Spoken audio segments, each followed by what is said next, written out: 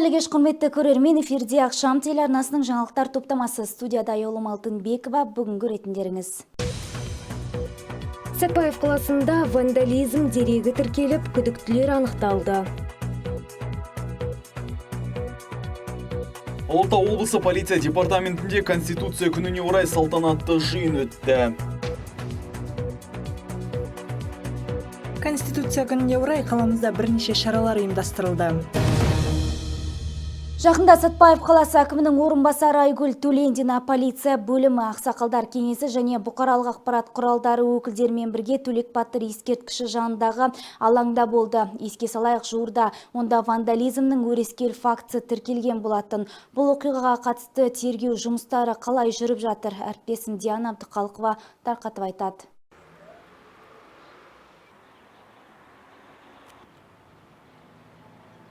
Бұл Сәтпаев қаласы Тәуелсіздік даңғылы мен Ерден көшесінің қиылысы. Бұзақылар Төлек Батыр ескерткіші жанындағы алаң бойындағы қабырғаларда қасақана бүлдірген. Ескерткіштің өзінде ұялы телефон нөмірлері мен махаббат туралы мәлімдемелер жарқырайды. Жабайылық болмаса, бұл не?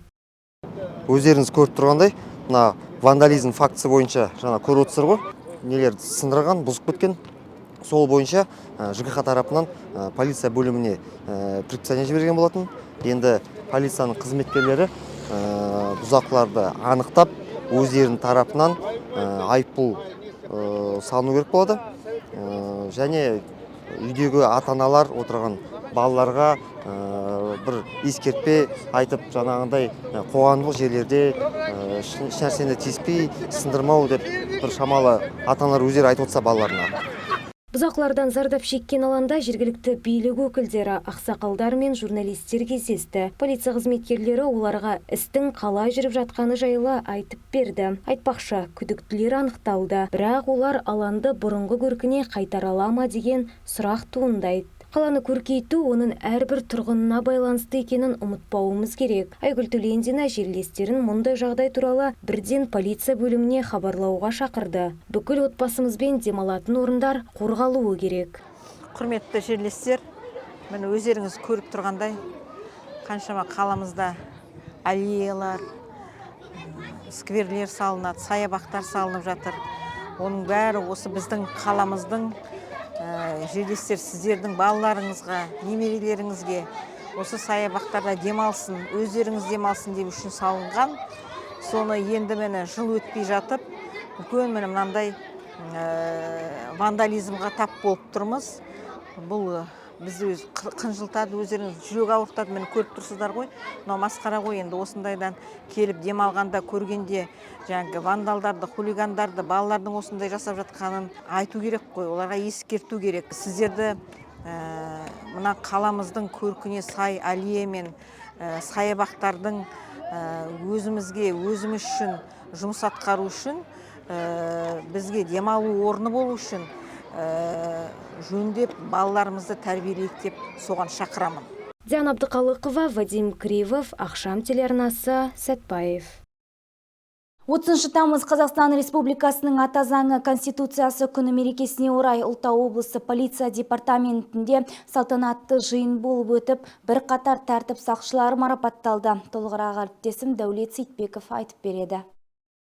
Кез келген мемлекеттің ұстанымын, ұлтының құндылығын айқындайтын негізгі құжат Конституция. Олай болса, ата заңды қастерлеу ұлттың ұлы парызы. Мұны тәртіп сақшылары жақсы түсінеді. Осы орайда Алатау облысы полиция департаментінде салтанатты жиын өтіп, онда полиция қызметкерлері, ішкі істер органдарының ардагерлері мен Жезқазған қаласы әкімдігінің өкілдері қатысты. Салтанатты шара Қазақстан Республикасының мемлекеттік гимні мен шымылдығын түрді.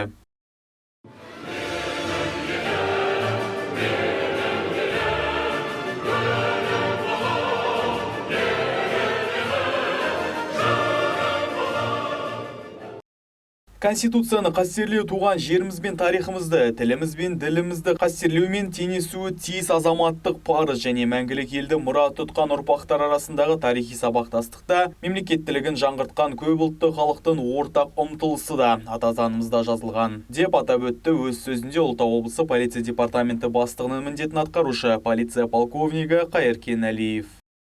Сіздерді еліміздің өсіп өркендеу жолында басты бағытымыз болған ата заңымыздың Конституция күнімен шын жүректен құттықтаймын. Еліміздің қарыштап дамуы, бүгінгі күні жеткен жетістіктеріміз ата заңымыздың аясында атқарылып өлшеусіз еңбек жемісі. Конституция еліміздің берік кепілі. Биылғы жылы Ұлытау облысының құрылуына байланысты аймақта біршама өзгерістер орын алуда. Жаңа облысымыздың гүлдеуіне баршамыз бірігіп атсалысуға шақырамын. Біз полиция қызметкерлері бейбіт өмір мен тыныштық үшін жағдай жасап отырып, облыс тұрғындарының қауіпсіздігін қамтамасыз ету және құқықтық тәртіпті сақтау үшін барлық қажетті шараларды қабылдаймыз. Сіздерге шын жүректен зор денсаулық, табыс, өз күштеріңізге және ертеңгі күнге деген сенімділікті баршаңызға тілеймін. Мерекелеріңіз құтты болсын, құрметті әріптестер. Құттықтау сөзден кейін полиция полковнигі бірқатар полицейлерді ішкі істер министрінің, Ұлытау облысы полиция департаментінің алғыс хаттары мен мерекелік медальдармен қоса арнайы қол сағаттарды табыс етті.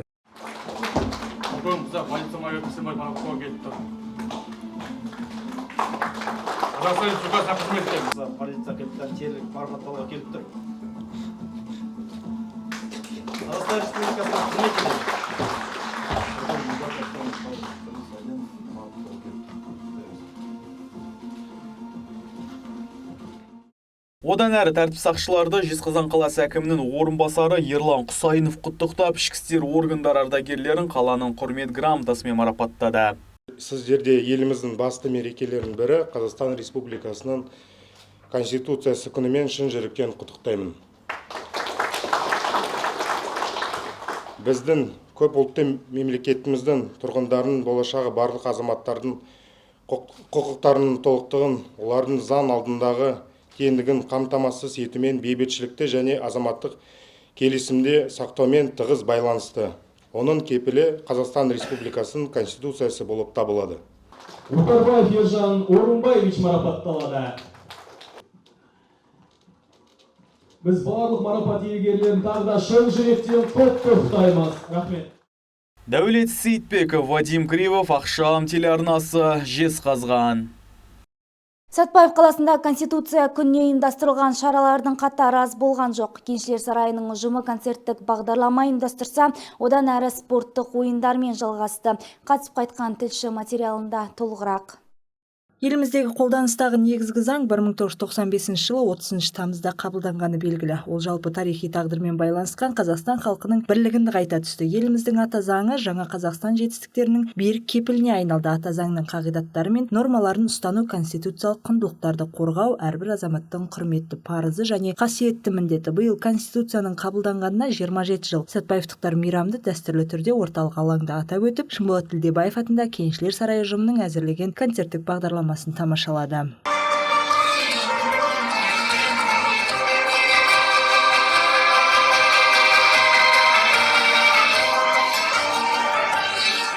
Құрметті жерлестер, баршамызды ата заң күнімен құттықтаймын.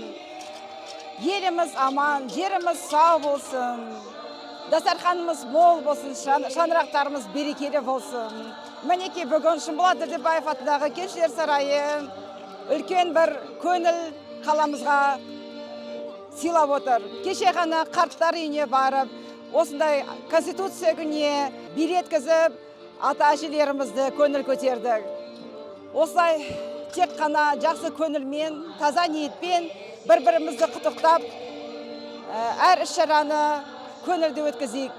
Сәтпаев қаласы қашанда кәсіби әнші музыканттарымен танымал. Шара барысында тұрғындар назарына жергілікті өнер ұжымдары мен әншілердің орындауындағы классикалық жанрлық эстрадалық шығармалар, кішкентай өнерпаз топтардың билері ұсынылды. Халықты біріктіретін, елге деген құрметін нығайтатын ұлық мерекеде қалалықтар отбасылармен бірге концерт тамашалап, бір-біріне деген игі тілектерін арнады. Сегодня в Казахстане Барша қазақстандықтарды Конституция күнімен шын жүректен құттықтаймыз. Отбасымызбен кешкілік серуенге шықтық. Мереке аясында ұйымдастырылған концертті тамашалап жүрміз. Баршамызға мереке құтты болсын.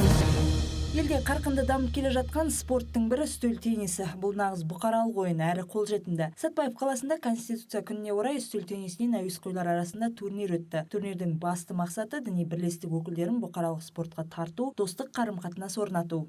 Баршаңызға белгілі, ислам діні денсаулыққа барынша қатты көңіл бөледі. Бұған байланысты пайғамбарымыздың саллаллаху алейхи вассалам өте хадистерде көп. Соған байланысты міне бүгін Конституция күніне байланысты стол теннисінен жарыстар өтіп жатыр. Соған әртүрлі діни бірлестіктен адамдар қатысып жатыр. Өте керемет жарыс болады деген үміттемін. Бақ сынасып көреміз. Стол теннисі бүгінгі таңда бұқаралық сипат алып, қарқынды дамып келе жатқаны жасырын емес, оған аталмыш шара дәлел бола алады. Айта кетейік, турнирдің өтуіне мұрындық болған Сәтбаев қаласындағы дін сұрақтары бойынша ақпарат және кеңес беру орталығы. Стол теннисі пайдасы мол дара спорт. Аталмыш спортқа кез келген жастағы азамат қатыса алады. Сәтбаев қаласында Конституция күніне орай діни бірлестік өкілдері арасында турнир ұйымдастырылды.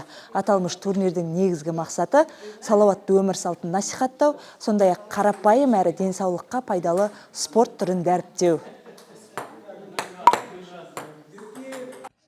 Турнирге қатысушылар аз болғанмен 8 қатысушы өзара кім мықтыны анықтады. Нәтижесінде Балтабек Беркеев 3-ші орында, Еркебұлан Тәкеев 2-ші орынды иеленді. Ал Әнуар Жакупов турнирдің 1-ші орын иегері деп танылды. Турнир жеңімпаздарына арнайы диплом мен бағалы сыйлықтар табысталды. Алтынгүл Төлегенова, Вадим Кривов, Ақшам телеарнасы, Сәтбаев. Ал біз естеріңізге саламыз, егер сіз де Ақшам телеарнасының өсіп өркендеуіне қатысты ұсыныс-тілектеріңіз болса 8707 555 80 10 телефон нөміріне хабарлассаңыз немесе дәл осы нөмірге WhatsApp желісіне жазсаңыз болады. Бүгінге түскен ақпараттар легі осындай болды. Назарларыңызға рахмет. Демалыс күндеріңіз сәтті өтсін. Алда орай болжамы және орыс тіліндегі жаңалықтар.